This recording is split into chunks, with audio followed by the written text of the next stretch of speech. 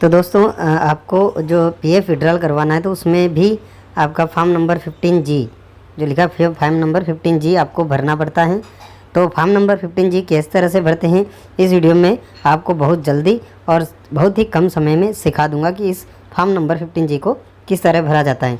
ये income tax का form होता है, रूल्स हैं 1962 के, उनके अनुसार ये फॉर्म भरना ज़रूरी होता है। तो देखिए इस फॉर्म नंबर 15 जो आता है इसमें 2 पार्ट होते हैं, पार्ट 1 और पार्ट 2। यहाँ पे देखिए आप पार्ट 2 देख सकते हैं और पार्ट 1 जो मेन है यहाँ पर पार्ट 1 आप देख सकते हैं। तो इसे किस तरह से भरना है, आप फॉर्म नंबर 15G को अपने साथ अपने रख लीजिए और पेन लेके आप भर सकते हैं। तो सबसे पहले आपको देखना है, पहला नंबर है नेम ऑफ असेसी डिक्लेरेंट। तो यहाँ पर आपको आपका नाम लिखना है, जो फॉर्म 15G फिलअप कर रहा है उसका नाम लिखना है। यदि आप अपना पीएफ निकालना चाहते हैं तो उसमें भी इसे लगाया जाता है। तो पीएफ निकालने के लिए आपको ये फॉर्म भरना पड़ता है। तो आप अपना नाम लिखें, अपना नाम पहले नंबर पर लिख दिए। इसके बाद दूसरा जो पॉइंट है पेन ऑफ असेसी, यानी पैन कार्ड नंबर लिखना है आपको। जो भी असेसी हैं उनको अपना, या आवेदक जो हैं उनको अपना पैन कार्ड नंबर यहाँ पर लिखना है। तो आप यहाँ पैन कार्ड नंबर डाल देंगे। इसके बाद तीसरा पॉइंट है स्टेटस। तो स्टेटस में आपको इंडिविजुअल्स भरना है, क्योंकि एक व्यक्ति का पर्सनल व्यक्ति का है, इसलिए अगर फर्म का होता है तो वो अलग बात है, लेकिन यहाँ पे हम एक व्यक्ति का भर रहे हैं इसलिए यहाँ पे इंडिविजुअल्स लिख देंगे। इसके बाद चौथा नंबर ऑप्शन है प्रीवियस ईयर।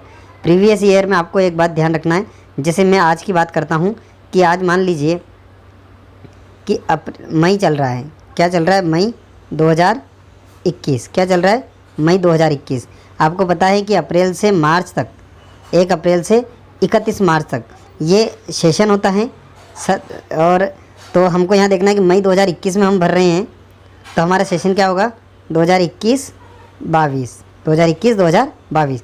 तो आपको यहाँ जो लिखना है प्रीवियस ईयर, इसमें वही सन लिखना है जिसमें आप चल रहे हैं, जिसमें आप इस फॉर्म को भर रहे हैं, या जो वर्तमान में चल रहा है वही आपको प्रीवियस ईयर में लिखना है।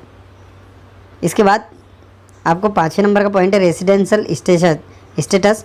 तो रेसिडेंशियल में आपको लिखना है, अगर आप भारतीय नागरिक है तो भारतीय इंडियन करना है, ये आपको भरना है। 6ठा नंबर आपका, यहाँ पे 6ठे नंबर में एड्रेस शुरू हो जाता है। आपको अपने आधार कार्ड में जो एड्रेस दिया गया है या आपका जो भी एड्रेस प्रूफ है उसके अनुसार एड्रेस भरना है। तो मैं यहाँ पे भर देता हूँ। फ्लैट नंबर 4 है, name of premise Aastha building का नाम है, और मेरा जो क्षेत्र है गांव जो है वो रामपुर है, और एरिया लोकेलिटी में आपको अपना जो है तहसील भर देना है, और टाउन, और यहाँ पर आपको डिस्ट्रिक्ट भर देना जैसे उज्जैन है। तो आप इसको फिर से समझ लीजिए कि आपको करना क्या है। आपको आपका 6ठे नंबर से लेकर 12वें नंबर तक आपको जो है अपना पूरा एड्रेस लिखना है। फ्लैट नंबर लिखना है, प्रेमिसेस बिल्डिंग का नंबर लिखना है, रोड या लेन हो तो वो, अगर ये नहीं है तो आपको आपके गांव का नाम लिखना है। 9वें नंबर पे एरिया या लोकेलिटी, तो इसमें आपको आपकी तहसील का नाम लिखना है। टाउन, सिटी और डिस्ट्रिक्ट में आपको अपने ज़िले का नाम लिखना है, जैसे मैंने यहाँ उज्जैन लिख दिया है। स्टेट में आपका जो भी स्टेट है वो आपको लिखना है, मैंने MP लिख दिया है। इसके बाद पिन कोड आपको लिखना है अपने गाँव के, अपने क्षेत्र के पिन कोड मैंने यहाँ भर दिया है। अब चलते हैं 13वें नंबर का जो पॉइंट है, ऑप्शन है, इसमें आपको अपनी ईमेल ID डालना है। ईमेल ID डालने के बाद आप इस फॉर्म में आगे की तरफ थोड़ा और ऊपर चलते हैं हम, और देखते हैं हमारे सामने ऑप्शन आ जाएगा 14 नंबर का। इसमें आपको टेलीफोन नंबर या आपके मोबाइल नंबर डालना है। तो मैं यहाँ पे एक मोबाइल नंबर डाल रखे हैं मैंने, तो आप भी अपना मोबाइल नंबर डाल दीजिए जो UN नंबर से लिंक हो वो। इसके बाद whether assessed to tax under the income tax 1968, क्या आप जो नियम है इनकम टैक्स का उसके अंतर्गत आप जो है टैक्स पेयर में आते हैं या टैक्स। तो आप अधिकतर लोग जो होते हैं जो मजदूरी करते हैं EPFO वाले, वो टैक्स के दायरे में नहीं आते, तो उनको नो करना है, क्योंकि इतनी कमाई उनकी होती नहीं है कि वो टैक्स के दायरे में आ जाए। यदि हैं तो आपको थोड़ी सी जानकारी ले लेनी कि टैक्स के दायरे में कौन कौन आते हैं, किस तरह से आते हैं, कितनी इनकम तक आते हैं। अगर हैं तो यस कर दें, नहीं है तो नो कर दें। 16 नंबर जो पॉइंट है आपका, इस पॉइंट को ध्यान से देखेंगे। अगर आप 16 नंबर में लिखा है estimate income for which this declaration is made, लगभग आय बताना है इस डिक्लेरेशन के लिए जो आपने फॉर्म भरा है, जिसके लिए फॉर्म भरा है उसकी लगभग आय बताना है। तो आपके PF में आप देखिएगा, पासबुक में आप देखेंगे पूरी पासबुक, और उसमें आपका जो भी PF बन रहा है, यहाँ पे देखिए हमारा बन रहा था 48,620, तो हमने 48,620 यहाँ लिख दिया। जो भी आपका PF बन रहा है वही आप यहाँ लिखेंगे। इसके बाद पॉइंट नंबर 17 जो है, इसमें एस्टिमेट टोटल इनकम लिखा है। आप previous year in which income mentioned in column 16 be include, यानी इसमें लिखा है कि आपको अपनी लगभग आय बताना है प्रीवियस ईयर में। प्रीवियस ईयर कौन सा, मैंने ऊपर बताया 2021-22। तो उसकी जो टोटल आय है वो बताना है। इंक्लूड, टू बी इंक्लूड मतलब क्या होना चाहिए, जो आपने पेज 16 नंबर में भरी है उसको भी इंक्लूड करना है, उसको भी जोड़ना है। तो 48,620 तो ये, और आप एक अंदाज से भर सकते हैं कि आपके महीने की सैलरी कितनी है और कितना और इतना हो सकता है, तो वो सब जोड़ के आपको यहाँ पर लिखना है। मैं आपको बता देता हूँ कि मेरा 48,620 का पीएफ है और लगभग इसको मिलाकर मेरे पास इस साल पूरी इनकम हो जाएगी 1,20,000। तो मैंने यहाँ पे 1,20,000 भर दिए। अगला ऑप्शन है 18वां number, detail of form number 15G other than this form filed during the previous year if any. क्या आपने फार्म नंबर 15G जो अभी जो साल है प्रीवियस ईयर, इससे पहले भी कभी भरा है? अगर भरा है पहले भी 15G तो आप यस कर दें। मैंने नहीं भरा है तो मैं यहाँ पे नो कर देता हूँ। आपने भी अगर पहले नहीं भरा है तो आप नो कर दीजिए। यहाँ लिखा है total number of form number of 15G। अगर आपने 15G फार्म इससे पहले भी कभी साल में भरा है तो आप यहाँ पे यस करेंगे, और यस करेंगे तो कितनी बार आपने भरा है वो यहाँ पे संख्या लिखना, 2 बार 3 बार 4 बार जो भी, और एग्रीगेट अमाउंट कितना लिखा है वो यहाँ पे लिखना है। लेकिन ऐसी यहाँ कोई परिस्थिति नहीं है, तो आपको क्या करना है, यहाँ अगर आपने नो कर दिया है तो आपको नीचे के दोनों कॉलम नहीं भरना है। आगे देखिए 19 number column, details of income for which the declaration field. आपको आपने जो फील्ड में डिक्लेरेशन ऊपर जो डिक्लेरेशन भरी है उसमें इनकम की डिटेल भरना है आपको। ये जो डिक्लेरेशन के लिए आपको ये इनकम की बताना है। इसमें जो कॉलम नंबर 19 है इसको किस तरह से भरेंगे, इसमें सीरियल नंबर इसमें लिखा है, पहले कॉलम में लिखा है identification number of relevant investment account ETC।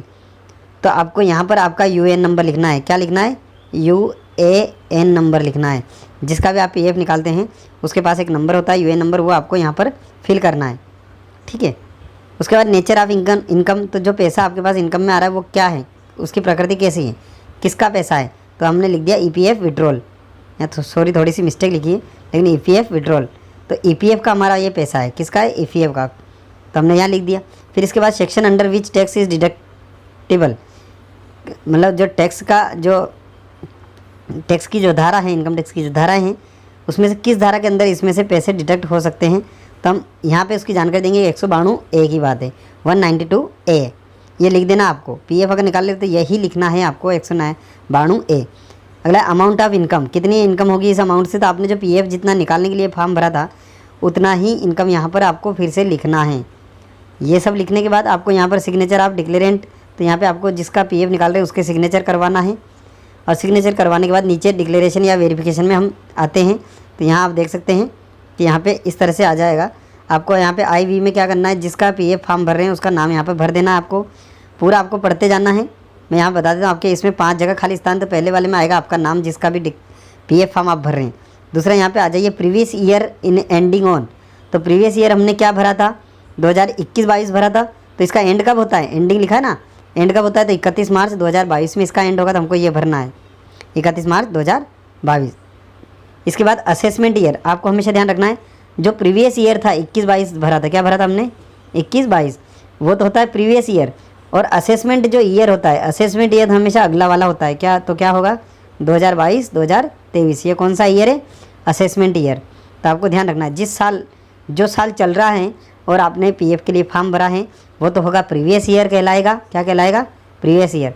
और अगला जो साल आएगा वो आपका आएगा असेसमेंट ईयर कहलाएगा। तो 2022-23 हमने भर दिया। इसी प्रकार दूसरी बार फिर से आएगा प्रीवियस ईयर एंडिंग, तो यहाँ पे वही भरना है जो यहाँ पर भरी थी, वही तारीख यहाँ पर भरना है 31 मार्च 2022। इसके बाद असेसमेंट ईयर आया है, तो जो असेसमेंट ईयर हमने यहाँ भरा था वही असेसमेंट ईयर हमको यहाँ भी भरना है 2022-23। इसके बाद हमको प्लेस लिखना है, स्थान लिखना है, दिनांक लिखना है, और नीचे एक बार और सिग्नेचर ऑफ द डिक्लेरेंट, डिक्लेरेंट के सिग्नेचर आपको करवाना है, तो 2 जगह आपके सिग्नेचर होंगे। इसके बाद ये सब्स्टिट्यूट बाय IT रूल्स, ये थोड़ी सी जानकारी लिखी है, ये आप पढ़ सकते हैं। और इस तरह से पहला पार्ट आपका पूरा हो गया है। इसी में दूसरे पार्ट को देखिए आप, दूसरे पार्ट में क्या लिखा है, to be filled by the person responsible for paying the income referred to in column 16 of part first.